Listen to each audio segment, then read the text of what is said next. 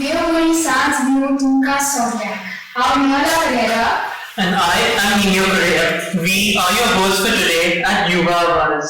सोडल्यान तुमका माय मोगाचो योकार. Since the pandemic, many of us have experienced a life that might be sad, devastating, and tragic in more ways than one. Whether it's a loss of life, loss of money, or loss of job, we have gone through it all.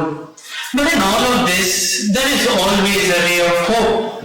And I believe in that, and we need to try and believe in that. Hope in a better tomorrow.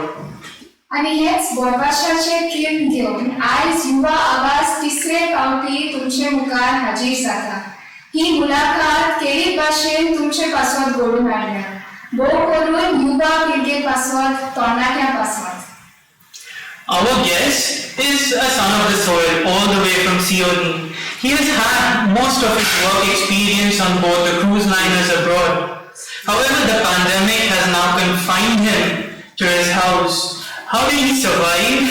How did he manage to cope up not being able to have a job on hand during that period? All of that will be answered by the hero himself. So let's welcome Jason Pereira. Thank you for being here with us. म्हाका खात्री आसा की आता आमचे कडल्यान न्हू पण बाब जेसन कितें सांगपाचें आहा तें तुमी सगळीं आयकूंक उत्सूक आसात. So चड वेळ घेनासतना Jason, could you tell us about your childhood, your education, and your career? What was all of this before the pandemic began? Thank you, Nino and Niola.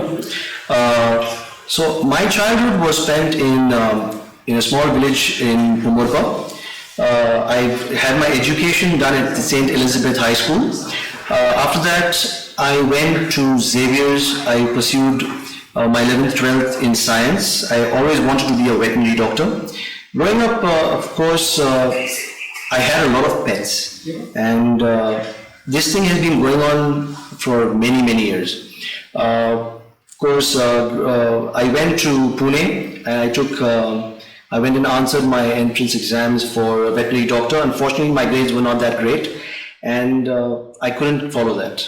When I came back to Goa, one of my uncles who used to work on the cruise ship, he asked me to join the hotel industry, and IHM was in opening having for the studies, and I did that. I took a craftsmanship for 1.5 years, and I joined the Taj Hotels. I worked with the Taj Hotels for about 1.5 years. Right, it is a very good hotel. I worked with the Taj Aguada. I took a break for about 2 to 3 months during December month, and then I joined the Marriotts. I worked with the Marriotts for about 1.5 years again. During that time, a lot of my colleagues were joining the cruise industries as well as going abroad to Dubai, to the UK. Along with them, I went along and I applied for the cruise ships. I was selected. I joined Royal Caribbean and never looked back. And that is my career for you. Thank you. Well, you have a lot of experience, especially when it comes to hotel management or the hospitality industry for that matter, and I'm pretty sure many of our colleagues and friends out there would also agree with the same. Now, having worked abroad for a long time and then coming across something like the pandemic, I'm pretty sure it could be really frustrating. So what were your thoughts at that point of time, having maybe lost your job or being forced to take a break, something which you never anticipated? How did you look at things at that point of time?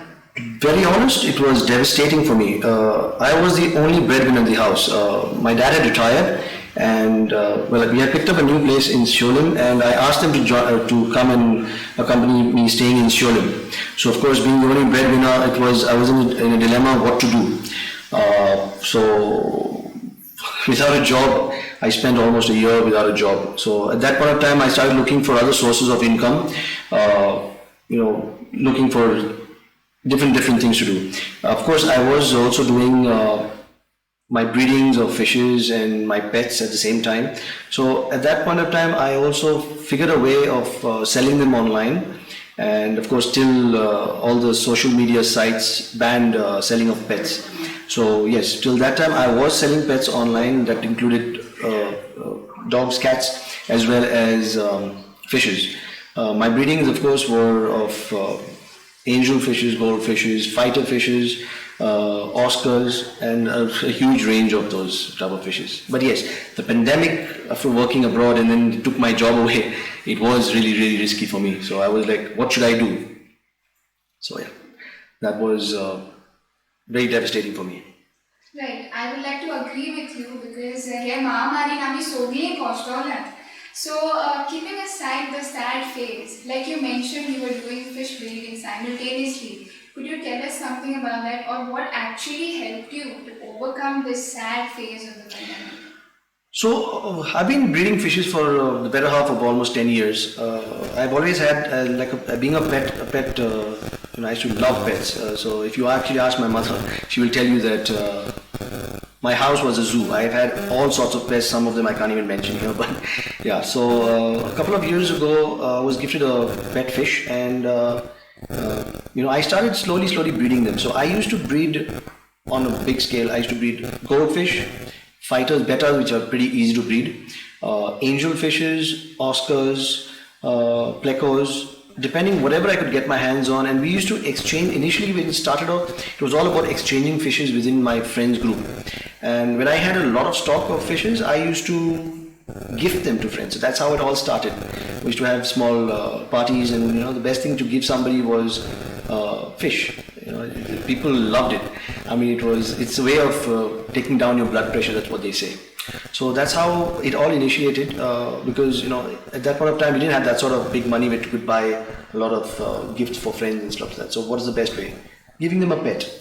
So every time they feed that pet, they will either be happy about it or they will curse you for it. So that was how it started off. Sure.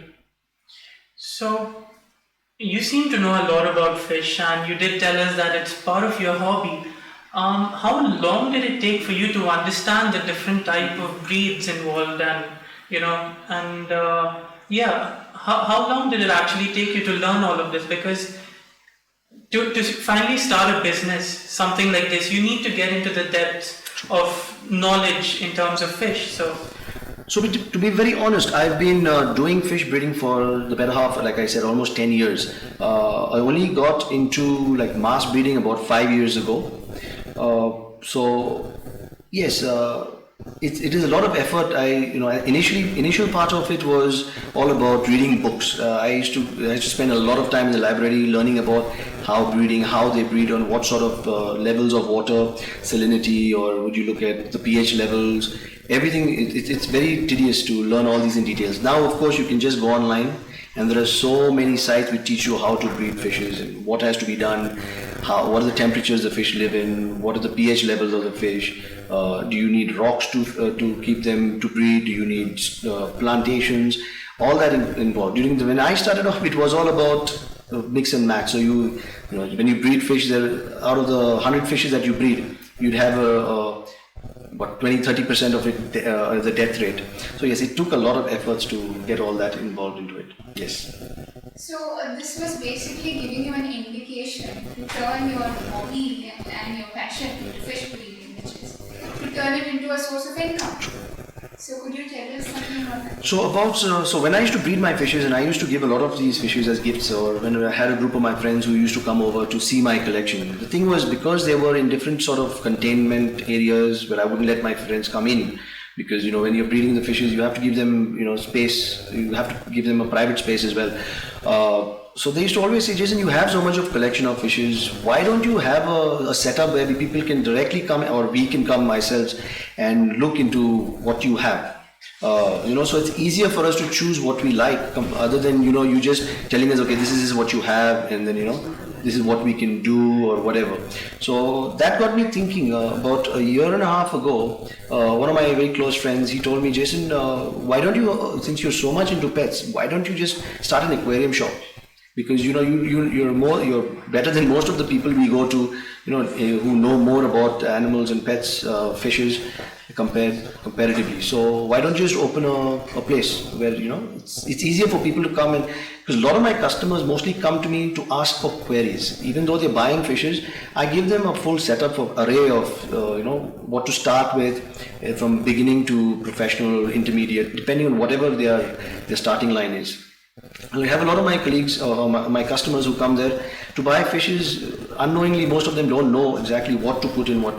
There are a couple of fishes which are aggressive, but some are very dormant, some are very quiet fishes. So you have to learn and you have to know exactly where you need to put those things.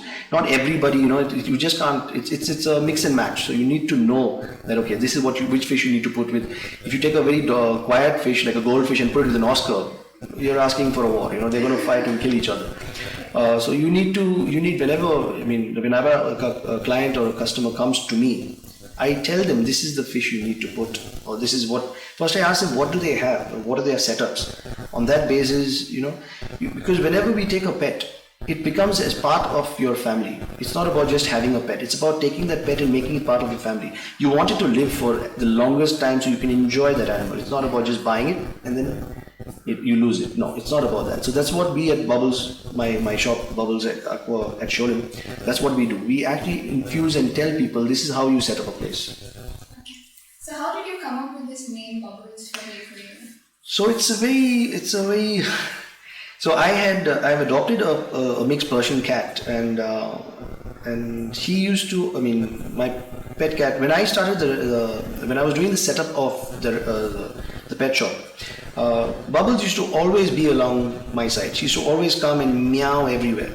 And she used to follow me everywhere. Now, of course, so every day she used to come, I used to put up the tanks, put up the setup, put up the fish food or put up the feed. She used to always be, doing her rounds within the pet shop. So it was like, so I figured out one day, why not name the place Bubbles after my pet cat? So that's how the actual story of the cat goes. Yeah, so basically the cat was coming because of the fish. I could say that. Okay, but isn't it lovely to turn your hobby and passion into a source of income? That is something we all would like to achieve. Neither do you have any hobbies? Oh, I have a lot of hobbies and I really wish I could turn those hobbies into a source of income. But on a more serious note, after having listened to what you said about your business, it's not enough to have a business, and it's also important, or rather equally important, that you have knowledge about the business, knowing what your customer wants. And the kind of knowledge you have on fish only comes from that passion you derive in your hobby, that is breathing fishes. And nothing like having your hobby turn into a source of income. Now that definitely got all of us excited, especially me, and I'm pretty sure the audience as well. Now before we go further, why not we take our audience, and let them have a look at your establishment.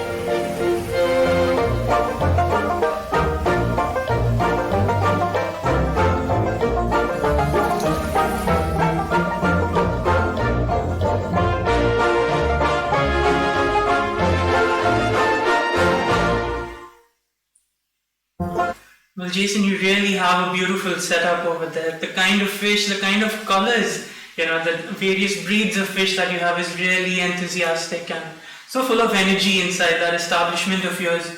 Now, in our interaction over the past few days, I did understand where you started this business of yours. If you could share with our audience as to where exactly is your shop based.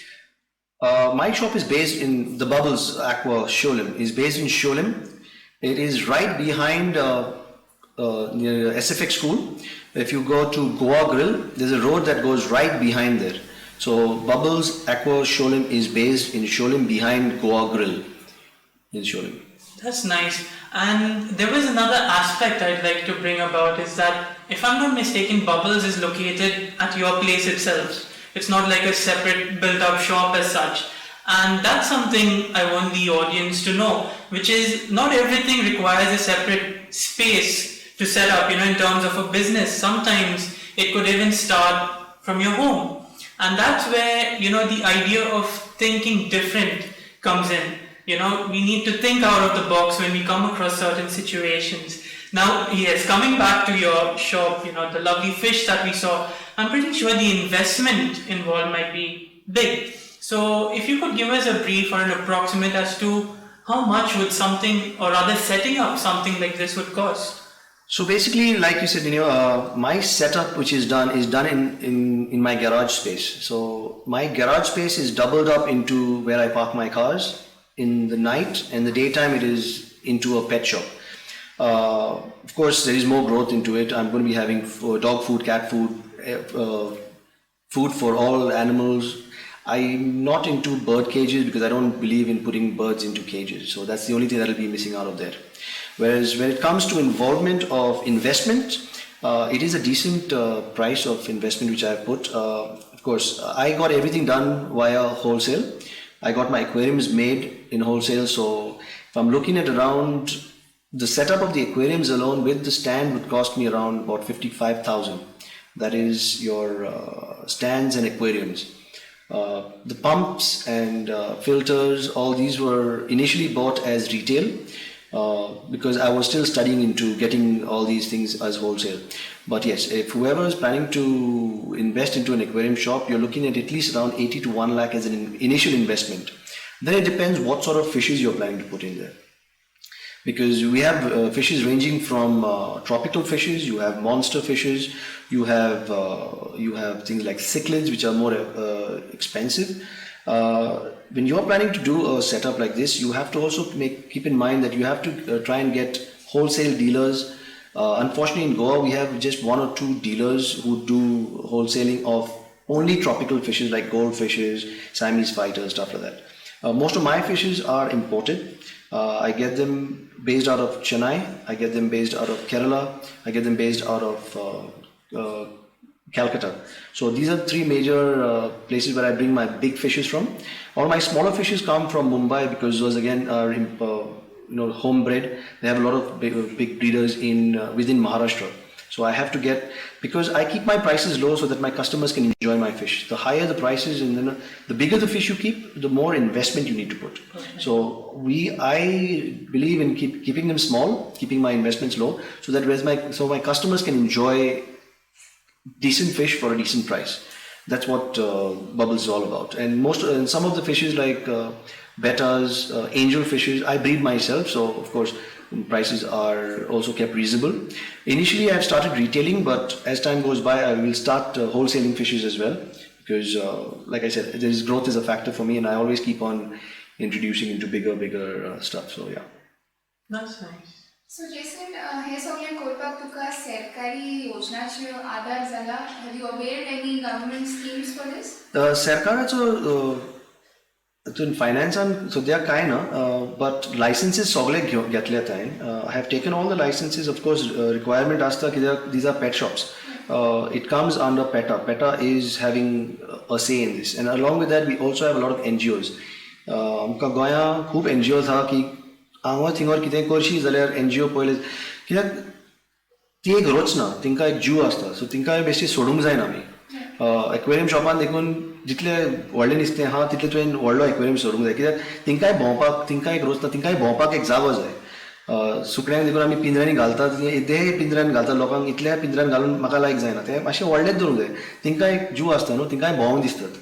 At the end of the evening, we have put them in a cage. We want to beautify our houses. But end of the evening, if you're going to just keep them in such tight spaces, I don't think any of our people, we like to keep ourselves in such tight spaces. Yes, the government as of now hasn't got anything for tropical fishes. Government has things in fisheries, which is in crabs and everything else. But as of now, it hasn't started with tropical fishes or aquariums. Yes, I did avail a loan for doing, because as I said, initially it looked small, but as you grow and invest into more and more stuff, because when you walk into a place, you want your customers to have the best. So as time goes by, yes, I have taken a loan and I have invested into getting better and better stuff, because it's only right as a shopkeeper or as a pet shop owner to have the best for my clients as well as my produce, which is livestock. You want to have them with the best of filtration. You want them to have them with the best of lights. You want to have them with the best of fishes. You want to have them with the best of heaters. So everything, because the slightest temperature drop can kill a fish, and you don't want that. Especially when it's part of your family, you want to give that fish or bird or animal the best. So you want to. So when people walk into my aquarium shop or my pet shop, they have to say, "Wow, this is what." You just have to walk in and they can find any and everything down there. So whereas it comes to the government schemes, yes, I've got all my licenses from initially, because I'm coming from a village. Sholim is a village. Sholim, I took all the licenses from the panchayat. I got all that. Then we have to take it to the animal veterinary doctors, which is again in Sholim. I took my licenses from there. Along with that, I also went to the animal husbandry in Panjim. I put my papers in there. I got my licenses, everything set up from there. It is a tedious process because it's not quick. It does take time. You have to keep going up and down. And yes, setups have been done. A doctor will come and inspect the venue. They will check for measurement. In the Gazette of Goa, in Animal Husbandry Gazette of Goa, there is the full set layout. If you go to the Bubbles setup, Bubbles Aqua Facebook page, I have the whole layout there for whoever plans to have a setup done. It is all there, or you can contact Bubbles and I would be more than happy to assist with whoever plans to do it. So Jason, approximately how much time did this entire setup take? Oh well, growth is a factor. It's never one day. Every day is a learning experience. Every day is improvement. And improvement is very important, because especially when you're having, like I said, initially I started with goldfish, angelfishes, fighters. These are small fish compared to what I'm selling now. I'm selling peacock basses, I'm selling arowanas, I'm selling snakehead fishes. These are big fishes. The filtration is completely different for these fishes compared to something small.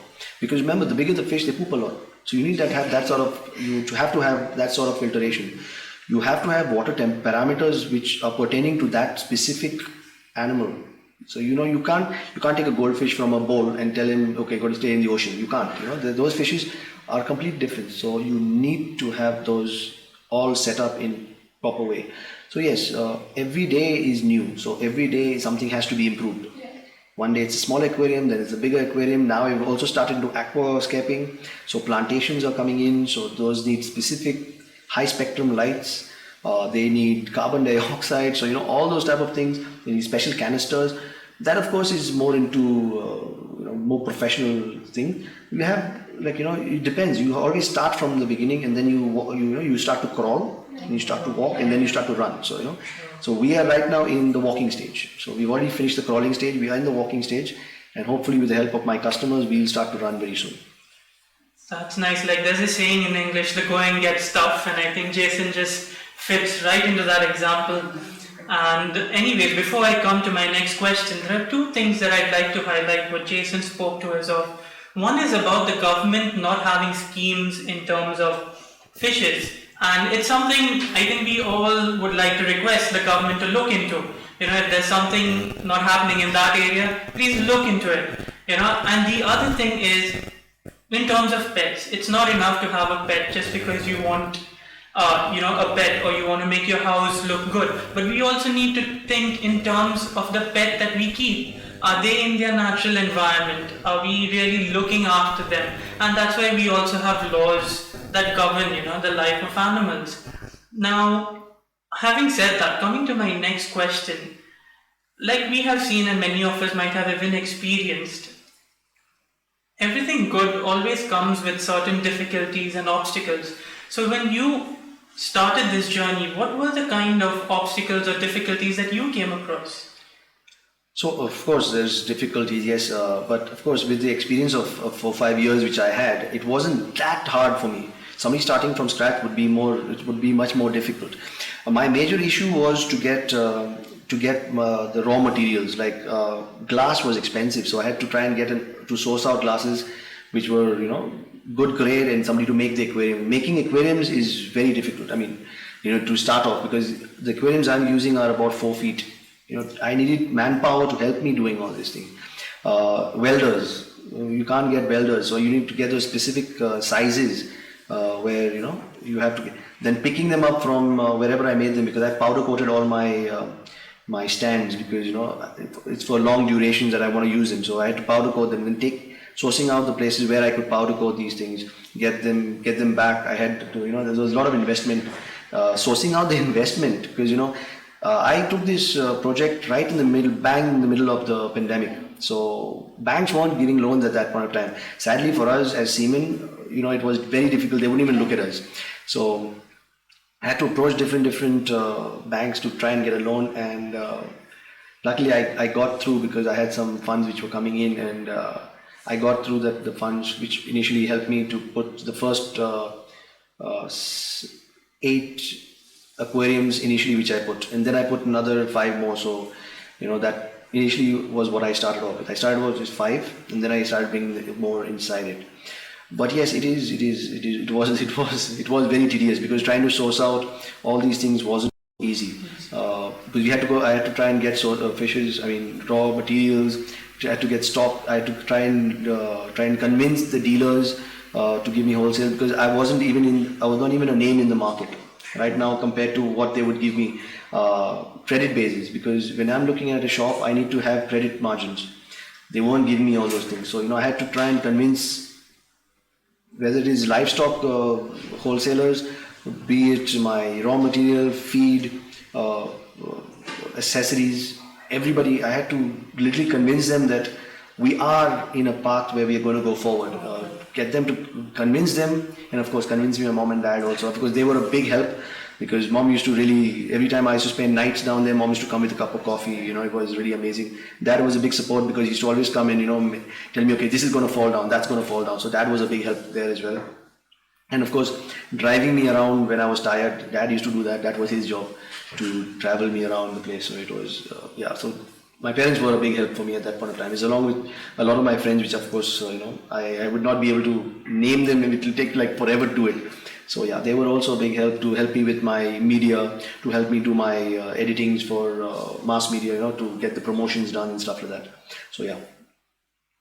So Jason, out of curiosity, you were a seafarer, so now you have established your own business. So is it a temporary business, or will it stop once you go back to No, it won't stop. The thing is, we have made it a brand right now. Even if I am traveling back, which is, of course, looking at the scenario right now, it's going to take at least another 2 to 3 years, depending on what the thing is. No, Bubbles will remain Bubbles. It will remain. It's a brand already. I also have a couple of I have people working for me. I don't say working for me, I'm working with me, because we are a team. Like a very close manager told me, you are as good as your team member. Because what I do is I teach people how. So basically, if you come to Bubbles, all my team members know everything about the fish they are selling.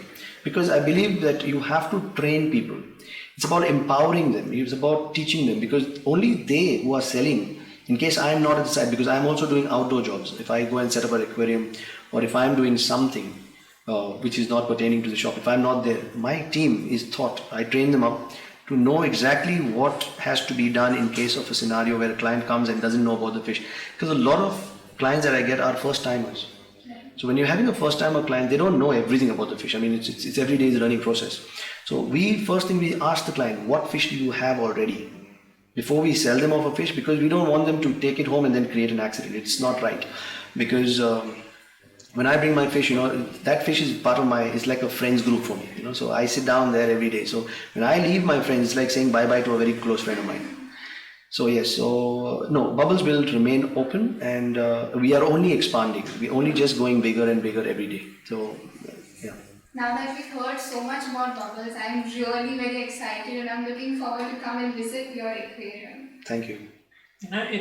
It's really nice to see how you are so interested in fish, because for over a decade you've been living your life above the sea, or rather sailing the seas, and now you're actually living your life with those that live from beneath the sea. So it's really something to appreciate, and I really hope our audience gets that message as well. Now, as part of our Yuva Avaaz episode, it's not only about us, asking you questions and helping our audience know more about you, but it's also about our audience interacting with you. And so we've been taking in questions from our audience, and we have a few questions that I would like to put to you so you could answer our audience. The first one is from Mr. Prakash Manjunathan. He says, what protections are taken to prevent the exotic fishes from entering our local rivers, lakes, etc.? Introduction of exotic fishes in our local water resources can create competition to our local fish species for food. This can cause extinction of our local fish species. So what is your advice, or how would you warn your customers in regards to this? So basically, I have on my face page as well as on the shop, there is a big banner which has been put, which is do not put any exotics into lakes, rivers, and any water bodies, which I make specific, especially when we are selling exotic varieties like I say peacock basses, and these are aggressive. People tend to just release them back in the wild. What we do is I actually call up my customers, whoever has been. We always keep interacting with them in case they ever have a opportunity. I mean, have a reason where they have to give off the fish. We always take them back in. So I've actually rescued 2 alligator gars as of now, which I'm actually saving at home. So these were sold about a year and a half ago to one of my clients. By some pet store, which I can't disclose, of course. And because his tanks were getting smaller, remember, these fishes, they grow really huge. We always tell our customers, that's the reason when we bring in these massive exotics, we make sure that we take their credentials, that is, we take all their contact numbers. We also do spot checks once in a blue moon. We go and it's always a relationship between me and my customer. The customers I have are the people who always love fishes. I mean, when we are looking at these exotics, somebody who is having a small aquarium will not take these exotics. So, if that can answer sir's question. But yes, we have a big board that states, please do not release any tropical fish, because even goldfish has become a big issue in other parts of the world. And unfortunately, it's just an education thing, which, even though we educate people, you can't stop somebody in the middle of the night going and dropping a goldfish in the lake or river. Sadly, those goldfishes will not survive, one thing, because you have to understand the pH is different. But carps, we have a fish called as a carp, which will survive. They are more like estuarine fishes, so they can survive in a certain amount of salinity, especially when they are put in during the rains. But yes, most of these tropical fishes will not survive because, of course, the water, the parameters are not the same. But if they do survive, yes, they will create havoc. And we do mention it, but then you can't, just because of one person going to act not sane, it doesn't mean that somebody who really wants to enjoy the hobby should not. We can't really, we try and do it. We can try and restrict them from doing it, but we can't permanently stop people from doing what they have to do. So yes. Well, I hope that answers your question, Mr. Manjunathan. And just like Jason said, and you also agree, it's not safe and consciously it's not right to even release the fish that we consider as pets in your local ecosystem, as it does a huge disruption, or it creates havoc for their everyday living in terms of fishes. And so as we get in more questions, I would like to ask Jason, this is from what I've heard from Jason himself, is besides fishes, you're also getting into other pet related items that you would like to sell at your shop. So if you could explain to us, what are those? So basically feed. A lot of my clients who come in for the pet shop is to come in saying, do you have dog food or cat food? A lot of people have also kept rabbits, hamsters as pets. I don't sell these because I believe in adopting animals other than selling them. But you have to feed these animals. So because I have the know-how and I know what to tell people about what to feed them, I have started, and I have started with also having dog food, cat food, rabbits food. They come, of course, as dried items. I've also started in with dog chains and cats, leashes for cats, tinkers, small things which the cat can play with. I've got small houses for cats. We've also introduced bird houses because a lot of clients are looking for places where they can breed their birds. I don't personally agree with birds in cages, but if it's a big aviary, well, why not? If they know exactly how to keep them, it's nothing like it, because everyone has chickens, so a bird is like a chicken. You can keep them as long as you're keeping them properly. You're giving them their freedom of flight. You're giving them enough of food. You're giving them enough of water. All these things are something that I always mention to my clients. Please do it, because end of the evening, those birds and animals also have a life. They want to, they want all that. Even though you want to, you want to display them to your friends or your private collection, you'd want to give them all these luxuries of, nice little room, a house, a small little thing. Yeah. Okay, that's nice. It reminds me of me wanting a dog, but I stay in an apartment, and my dad always says, an apartment is not a place where you keep a dog, because they love to run. Now, supposing you want to breathe, you need a bigger space. You cannot do it in an apartment. So he says if you have a backyard or you have a house, that's the most apt place for a dog. Sure. Or to keep a dog as a pet. And going further, I think we have some more questions from our audience. You could just give us a minute till we get there. And okay, while the questions still keep coming in, I have another question for you, Jason, and that is, if given a chance to go back on the ship on board the cruise liner, would you do that, or would you choose to stay back and look after Bubbles? As of now, the whole option is about Bubbles, because I want the place to grow up, and I can't do that with me being back on board. Like I said before, it is going to take at least a year, 2 years before the shipping or the cruising industry reopens. But for me, if Bubbles is where I have taken it today, and it keeps growing up that way, I don't see the need of going back on the ship. I mean, it's lucrative, it's decent, it pays back. So, and I do. Whatever you do it with love. I love what I do, and there's nothing better than interacting with an animal. Like you were talking about a puppy. A puppy is more, or a dog is more like your friend. I mean, the best part about a dog is you can keep talking to it, and it'll never argue with you. That's the best part. And you can tell it your sad stories. Even a cat. I mean, I love cats. I love dogs. I mean, I have hamsters and everything. But yeah, these things they will love you unconditionally. That is why I say. Every child should have. I mean, I know some people unfortunately can't have a flat or apartment where they can't keep a pet. But if I've given an opportunity for any child, I would say adopt a stray dog or adopt a stray cat. These dogs, they appreciate you. Adopt it, because there's nothing better than giving a child a pet. It actually helps you grow up in life. So yeah. That's really nice. Coming back to our audience asking questions, we have Mr. Manjunathan again with another question. I don't know if Jason had answered this earlier, but anyways, I'll put it to you.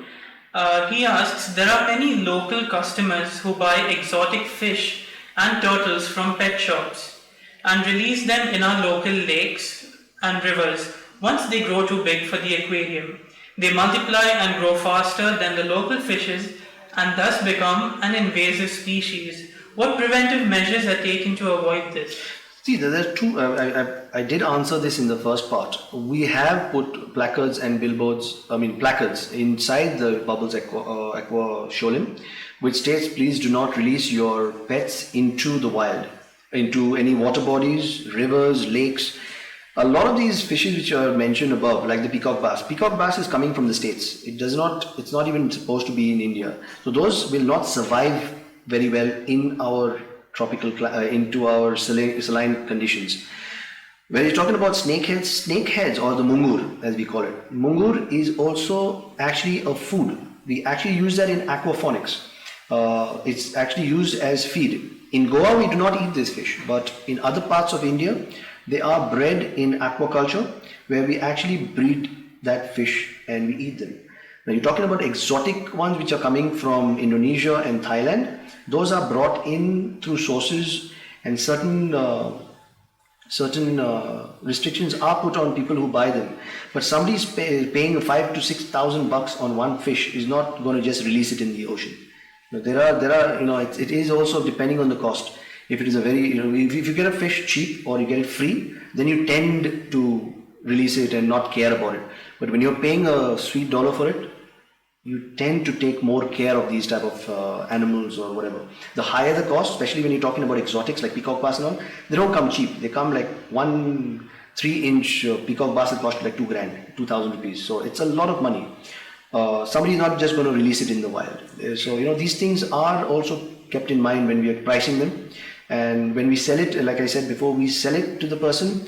I actually keep a registry which actually tells me who's buying these very expensive exotic. In fact, every person that buys fish from my shop is actually registered in my phone book. So I can actually call any person and ask them about their fish. Of course, not everybody is going to tell me, "Oh, I release my fish in the wild." You're not going to go there. But yes, we do have. Just for, like I said before, just for a few people who are going to be naive and do that, we can't restrict somebody who wants to enjoy like I've got some clients who made beautiful setups of their aquarium with rocks, and they've spent a sweet dollar for making these huge aquariums of 8 feet, huge ones. And why would I restrict my client from getting that because somebody thought of just buying a fish of 2,000 and releasing in the ocean? They're not going to do that, but we pray that they don't do that. I mean, please don't do that. The more we emphasize it, the less it is, because yes, at the end of the evening, somebody is going to do that. It's like adopting a dog at the end of the day, a pit bull or I don't know, mastiff, any mastiff. When they're small, a Rottweiler, today it's a big fashion, they're Rottweilers. People adopt them, don't adopt, they buy them. By the time they're about 6 months old and they're almost triple the size, they don't know what to do with them. So before you buy any animal or a pet or a fish, learn about that fish. Ask your shopkeeper, ask your person who's selling it to you. Just don't buy it at a fancy, I have the money, I buy it. That's what's happened to a lot of people in Goa. Just because they have the money, they just go and buy it. Don't do that. Learn about it. First, look at your lifestyle. Is your life, because having a pet is a 24. It's like having a child at home. You have to teach it from scratch. You have to teach it everything. You have to teach it to be adaptable to you, or at the same time you have to make it adapt towards your lifestyle. So it's either or. It's a give and take situation. Because the more love you give that your animal or your pet, the more love it gives you in return. And trust me, that love is unconditional. It is amazing feeling. And today I can go and sit in front of my pets, and they would their hugs are more loving than even the closest friends I've got. So that's what I can say. I totally agree with you, Jason. Rightly said. And I hope that answers your questions. Thank you, Jason, for that lovely answer. Now, we are coming towards the end of today's episode. But before we do that, we've heard a lot about Bubbles Aqua. I'm sure even Neola is thinking about having a fish now as a pet. And the other idea that I got from you that I really like is we could gift someone a fish. That's something really nice that I never thought about, before. So, how do we contact you? What are your social media handles, or how do we get to you? I am live on Facebook. I have a page called as Bubbles Aqua Sholim, which is on Facebook. I am on Instagram, and I'm also on Google. If you Google it, Bubbles Aqua Sholim, they will actually show directions to my place, along with a lot of the pictures that I keep posting on the group. As well as I am on Just Dial. So if you look up a pet shop within the north, Bubbles pops up. Of course, so that's how you can actually contact me. But as you're talking about pet fishes, we've also started a new trend. Which was started in December last year, which is for weddings and for birthdays. We takeaways. So we have hardy fishes like fighters, like mollies and guppies, which we give as takeaways in bowls. So we have, I don't believe in the small, very small bowls. So we have a decent sized bowls with little stones and stuff like that. So we do that as takeaways. So in case anybody's having an occasion, you are more than welcome to contact us and we will guide you through how to do all those things. We've also started with something called as DIY plantation, which is do-it-yourself plantations. Plantations by themselves are very expensive. If you buy it off the shelf, like from a person who makes aquatic plantations, it would cost you a sweet dime. I mean, you can start at a range of 5,000 to above that. I want to encourage youth, especially teenage students or teenagers, to create their own underwater marble. So we have come up with packages which has, so I gave the full 1 foot by 1 foot aquarium along with stones, along with gravel, plantation soil, a choice of a few plants, choice of fishes with a dozen fishes, like easy to take care of fishes like guppies, mollies, platies, which also multiply quickly. So we've also started that at Bubbles. So that is the next plan, or actually already started, it's already live. So yes, I mean, drop by to learn what's happening new. And of course, if you all have any ideas which would of course take us together at a higher peak, why not? That's really good. So we now know the one-stop shop in order to satisfy all your pet-related needs, and that is Bubbles Aqua in Seoni. And the other thing that I also like is the way you are encouraging the youth in starting their own aquaculture, aqua farms, aqua marvels as you called it. And that's something really unique that we need to try, maybe a hobby, and it all starts with having passion about something. Before we close, Jason, what would be your message to our youth and the people out there? My message to the youth is even the smallest of effort counts. Whatever you're doing, do things that make you happy, because that's what's going to take you very high in life. Don't do something just because somebody is pushing you for it. Do it because that makes you happy. Every time you smile, it's going to take you very, very high up. Thank you, Jason, for that message. And before we give our message from us at Yuva Avaaz, I need to read out a few people that we'd like to thank. First of all, a big thank you to you, Jason, for being with us, taking the time off, sharing your knowledge with the audience and with us at Yuva Avaaz. We'd like to thank all our viewers for giving us this 1 hour of your precious time, being a weekend, and for always staying connected with us and giving us your inputs and feedbacks. Please continue with those inputs and feedbacks. It really helps us grow over here, and at the end of the day, we want you to grow as well. Do follow Goencho Avaaz, Yuva Avaaz on Facebook, YouTube, and so on. And yes, this is just a third episode, if I'm not mistaken. We're going to have many more such episodes where we try to empower the youth, train the youth, educate the youth, and not just the youth, but many others, because we have a lot of people out there who may be of various age groups but are actually young at heart. And once we know that, that's all we need in order to go further. Now, from us at Yuva Avaaz, after having interviewed Jason and understanding his life, we'd like to share with all our viewers that the pandemic, which came last year, might have seemed to be a situation where we felt that all hope is lost. But it isn't that. Hope is never lost. We always need to have hope. We need to have faith. And my mom used to always tell me that if you put your mind into something, it could be anything. Just concentrate a little bit and you can do it. Now, having Jason as an example, coming from someone who works on the cruise liners to someone who gets into fish breathing and turning it into a business, is a typical example of how you can turn your hobby into a source of income.